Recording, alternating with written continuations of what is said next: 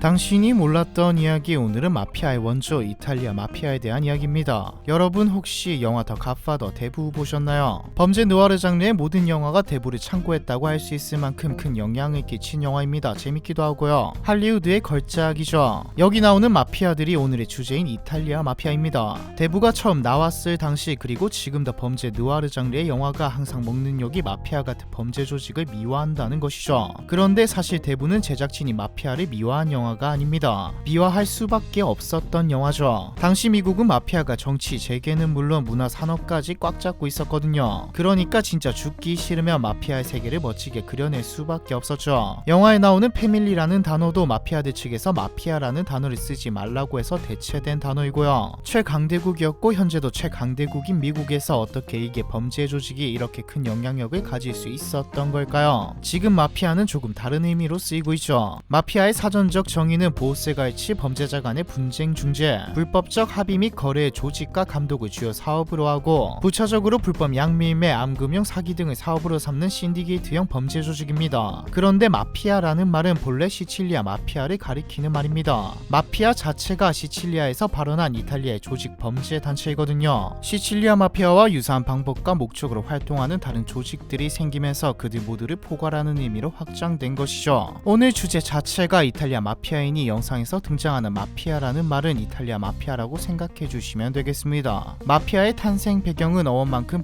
부정확하지만 영국의 마르크스주의 사학자 에릭 홉스봄에 따르면 마피아는 19세기 당시 대부분이 농경지였던 시칠리아에서 탄생했다고 보고 있습니다. 이 당시 마피아 두목들은 대개 부유한 이들로서 신은 중간계급 출신이 많았죠. 특히 이 시기 마피아의 근간을 이루고 있던 이들은 지주의 대농장을 관리하던 관리인들이었습니다. 이 관리인들은 가벨로티라 불렸죠. 하지만 홉스봄의 견해는 후속 연구들에 의해 비판을 받기도 했습니다. 헤스는 마피아가 유복한 계급이 아니라 대부분 가난한 계급 출신이었다고 주장했죠. 헤스에 따르면 20세기의 가장 유명한 마피아들인 비토 카시오페로, 칼로제로 비치니, 주세페 젠코 루소 등 모두 빈농이자 일용 노동자들의 아들로서 젊은 시절 무일푼으로 시작한 취하층 계급이었거든요. 뭐가 됐든 마피아가 시칠리아에서 탄생한 것은 확실합니다. 가벨로티들은 소작농을 착취해 불을 쌓으며 주민들을 장악했고 점차 시칠리아의 토착 권력으로 자리잡아 토지 관리뿐 아니라 시칠리아 지역의 치안과 사법권을 맡게 되었죠. 세력 확장과 보복에 대비해 자신들만의 사병 조직을 키우면서 막강한 세력으로 부상하였습니다. 적어도 시칠리아에서는 마피아들이 정부였던 것이죠. 법, 치안, 거기다 군대까지 있으니까요. 영향력을 확인할 수 있는 역사적인 사례도 존재합니다. 1915년 이탈리아의 제2차 세계대전이 발발했을 당시 전쟁이 싫어 탈영한 병사들은 도시를 떠나 농촌에서 약탈 행위를 하며 숨어 살았죠. 이 때문에 농촌 지역에서도 비상이 걸렸습니다. 가축 절도에다 온갖 범죄들이 일어나기 시작한 것이죠. 이때 지주들은 무력한 정부보다는 마피아에게 도움을 청하는 일이 빈번했습니다. 마피아 보스는 마치 법원과 같이 도적과 피해자들 사이에서 중재자 역할을 해주었거든요. 1차 세계대전이 끝날 무렵 이탈리아는 국가적으로 혼란한 상황이었습니다. 얼마 전에 올렸던 파시즘 영상을 보셨던 분이라면 아실 텐데 전쟁이 끝날 무렵 승전국이었음에도 영국과 프랑스, 미국에게 밀려 보상도 제대로 받지 못했거든요. 북부에서는 노동자들이 파업을 하고 남부에서는 젊은이들이 정부에 실망하며 집으로 돌아가거나 일부는 마피아에 가담하게 되었죠. 또 다른 일부는 시칠리아 사회당에 가담하였고요. 이때 등장한 게 파시즘이죠. 1922년 무솔리니의 파시스트 정권은 마피아 수천 명을 재판 없이 투옥하며 마피아의 씨를 말리려 했습니다. 마피아의 주요 인물들은 체포되거나 시칠리아를 떠나 이탈리아 전역으로 퍼지게 되었죠. 하지만 마피아들을 대상으로 한 무자비한 소탕은 계속되었고 결국 마피아는 두 가지 중 하나를 선택해야 했습니다. 하나는 미국으로 피신하는 것이었고 다른 하나는 파시스트 당으로의 편입이었죠. 다수의 마피아들은 미국으로 떠났습니다. 이때까지만 해도 아무도 몰랐죠. 이 선택이 마피아에게 제2의 전성기를 열어줄 것이라는 사실을요. 마피아들은 1920년대부터 우리의 것이란 뜻의 꼬자 노스트라라는 이름으로 활동하던 이탈리아 미국 조직 범죄단체에 합류하여 활동을 시작합니다. 돈도 좀 벌고 규모도 좀 커지자 뉴욕과 시카고 같은 미국의 대도시의 거점을 마련하면서 통해서 시칠리아 전통의 마피아 조직을 다시 만들어내죠. 하지만 당시 미국 어둠의 세계는 유대계와 아일랜드계가 주름잡고 있었기에 그렇게 활발하게 활동하지는 못했습니다.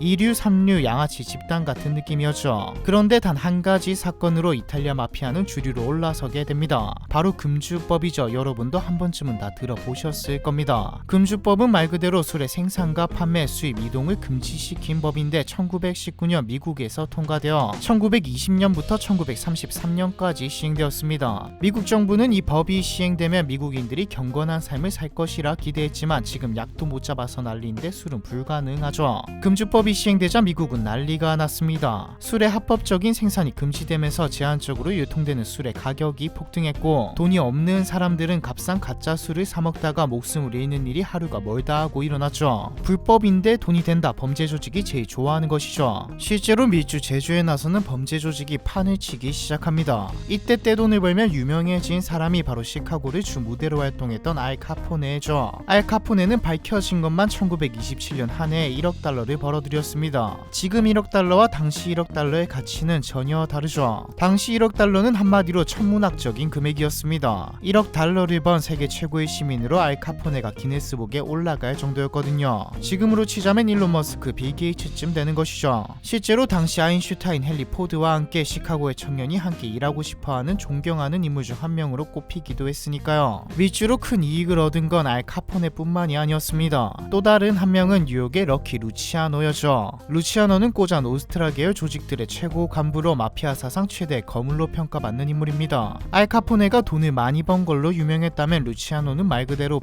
빅보스였습니다. 1930년 31년에 카스텔 라마레스의 전쟁을 통해 경쟁 조직은 물론 자신이 몸담은 조직의 두목까지 제거하고 뉴욕을 통일한 뒤 마피아의 황제로 등극했죠. 루치아노는 마피아의 의미를 확장시킨 인물이기도 합니다. 이탈리아 순혈주의에 얽매이지 않고 선진적인 기업형 범죄 조직을 건설하면서 뉴욕 마피아를 5대 패밀리, 감비노, 제노비스, 콜롬보, 보난노, 루케스로 정리한 것도 루치아노였죠. 하지만 1933년에 피오렐로 라가디아가 뉴욕의 시장으로 당선되었을 때 뇌물 공여를 시도했다가 거부당하고 되려 피오렐로의 강경한 마피아 소탕 작전에 의해 체포되어 30년형을 선고받게 됩니다. 보통 범죄자는 여기서 끝나는데 루치아노는 그렇지 않았죠. 당시 미국은 2차 세계대전이 시작되면서 내부에서 문제가 터지지 않게 하기 위해 힘을 쏟고 있었는데 적어도 이탈리아 그리고 마피아와 관련된 일과 사업들에 대해서는 루치아노가 못 해결해 줄 수 있었기 때문입니다. 파시즘이 이탈리아에서 시작되었다 보니 미국은 미국에 사는 이탈리아인들이 무솔리니를 지지하고 갑자기 파업을 할까 두려워했죠. 루치아노는 미국 정부 요원을 만나 전쟁 기간 중에는 파업을 하지 않고 무솔리니를 지지하는 일은 없을 거다라고 말했고 실제로 그렇게 되었습니다. 세계대전 중에 미국과 마피아 조직은 합동 작전을 펼치기도 했고요. 세계대전 이후 루치아노는 공로를 세웠다고 가석방되었죠. 알 카포네와 루치아노에 대한 이야기는 따로 영상을 만들어 자세하게 해보도록 하고 전쟁이 끝난 뒤 이탈리아는 패전국이 되었고 다시 마피아의 입김이 닿기 시작했습니다. 마피아는 시장 자릿세부터 건설업, 금융, 밀무역에 이르는 거대한 검은 네트워크를 구축할 수 있었죠. 이탈리아 시민들은 차라리 무솔리니 때가 나았다고 푸념할 정도였습니다. 이 시점 이후로 마피아는 검은 금융업, 무리로 치자면 사채를 굴리면서 세계로 세력을 키우게 되었죠. 이 건을 둘러싼 이른바 마피아 전쟁까지 터졌습니다. 제2차 마피아 전쟁은 1962년에 벌어졌는데 북미 약 공급 독점권을 두고 이탈리아 마피아들 사이에서 생긴 이 전쟁은 68명이 사망하고 2,000명 이상의 마피아들이 체포되고 나서야 종결되었습니다. 그래도 이때까지만 해도 마피아들은 조직과 범죄를 은밀하게 유지할 수 있었죠. 오메르타라는 묵계 규칙이 있었거든요. 오메르타란 불법 행위에 대해 조직원은 물론 목격자 등 관련자 모두에게 당국에 발설하지 못하도록 만드는 것인데 이 때문에 잡혀도 증거 불충분으로 풀려나는 게 대부분이었습니다. 하지만 1960년대 중반부터 미국의 수사 당국은 감시와 도청, 수사관 잠입 등을 통해 조직원들을 검거하기 시작했습니다. 조직원들에게 수십 년 형량을 매기겠다는 협박과 증인보호법이란 회유책을 사용했고 공고했던 오메르타는 무너지기 시작했죠. 각 조직의 두목들은 자신의 부하나 경쟁 조직 두목의 증언에 의해 하나씩 감옥으로 수감됐고 마피아의 세력이 약해지기 시작합니다. 세계를 호령하던 마피아 조직은 금주법 이전처럼 뉴욕과 시카고 일대로 위축되었고 암흑가의 주도권은 중국 출신 사마페나 러시아 마피아로 넘어가기 시작했죠. 하지만 이탈리아의 마피아는 여전했습니다. 건축 허가를 독점하는가 하면 일부는 공직에까지 진출했죠. 거기다 여전히 돈은 잘 벌었습니다. 뉴욕 불법 약 시장의 80%는 여전히 이탈리아 마피아의 것이었죠. 이때쯤 영화 대부도 제작 제작하기 시작해서 1972년에 개봉했고요. 80년대에는 제2차 마피아 전쟁이 벌어집니다. 이 전쟁은 미국 마피아들을 아우르고 대부가 된 시칠리아 출신 코를레오네 패밀리가 본거지인 시칠리아 마피아와 벌인 전쟁이죠. 코를레오네 조직은 극도로 잔혹하였습니다. 장애 요인이 될 정부의 모든 주요 인물의 제거는 물론 힘을 과시하기 위해서 일부러 죽이기도 했죠. 경찰관, 기자도 여러 죽어나갔습니다. 2년 동안 1,000명 이상의 사람들이 살해를 당했죠. 결국 이탈리아는 반마피아법을 선포하며 마피아 척결 운동을 시작하였지만 처음에는 별다른 성과가 없었습니다. 오히려 검사들과 저널리스트들이 더 죽어나갈 뿐이었죠. 하지만 1992년 마피아의 새 거대 조직인 꼬자 노스트라, 은드랑게타, 까모라의 두목들이 체포되고 2006년엔 두목 중에 두목으로 불리던 베르나르도 프로벤자노와 두목급 24명이 체포되면서 마피아는 과거와 달리 세가 많이 약해지기 시작했습니다. 이 사이에 각 국가의 새로운 범죄 조직들이 생겨나고 마피아보다 더한 것들도 많이 나오면서 마피아는 유명한 범죄 조직 중 하나가 되었죠. 더 이상 세계를 호령하던 멋있게 그려지던 마피아는 사라진 지 오래입니다. 그래도 마피아 소탕전은 현재 진행형입니다. 세가 약해졌다는 것이지 여전히 거대하거든요. 이탈리아 통일정부 형성 시기와 맥을 같이 해왔기 때문에 뿌리가 너무나 깊고 정치 세력과의 거대한 유대관계 때문에 완전한 근절은 어렵다는 것이 대부분의 의견이죠. 최근에는 젊은 이탈리아 마피아들이 틱톡에 등장하여 화제를 모으고 있습니다. 틱톡에서 값비싼 술을 마시거나 명품 시계를 자랑하고 고급 리조트에서 파티를 즐기는 모습을 올리는 등 틱톡을 자신들의 대외 활동을 알리는 창구로 사용하고 있죠. 이 모습을 보고 젊은 이탈리아인들은 마피아의 문을 두드리고 있고요. 최근에는 합법적인 것처럼 보이는 사업에 손을 많이 대고 있죠. 가짜 치즈, 가짜 와인, 가짜 올리브유, 가짜 트러플. 좀 웃겨 보이지만 이것들로만 연 몇십 주의 수익을 올리고 있습니다. 멋있어 보였지만 현실은 그냥 범죄 조직일 뿐이었던 금주법이 아니었다면 삼류 양아치로 남았을 이탈리아 마피아에 대한 이야기, 이번 편은 여기까지입니다.